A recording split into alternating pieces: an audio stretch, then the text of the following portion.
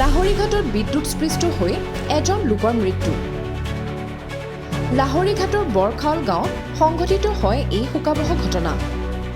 ই rickshaw charge দিবলৈ গৈ কৰুণ মৃত্যুক সাৱটিলে চাহাব উদ্দিন নামৰ এজন লোকে। আজি দুপৰীয়াৰ ভাগত লোকজনে নিজৰ বাসগৃহতে ই ৰিক্সা চাৰ্জ দিবলৈ বিদ্যুৎ পৰিবাহী বোৰ্ডত বিদ্যুৎ সংযোগ দিয়াৰ লগে লগে মাটিত ঢলি পৰে। পৰিয়ালৰ লোকে ততাতৈয়াকৈ লাহৰীঘাট মহাত্মা গান্ধী আদৰ্শ চিকিৎসালয়লৈ লৈ আনে যদিও চিকিৎসকে ইতিমধ্যে মৃত বুলি ঘোষণা কৰে।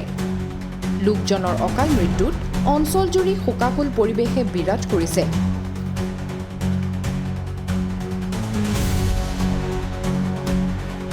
ল'ৰাজন মৰিছে তাৰ নাম চাহাবুদ্দিন হুছেইন, দেউতাকৰ নাম কাছিম আলী, গাঁও বৰখাবল হয়।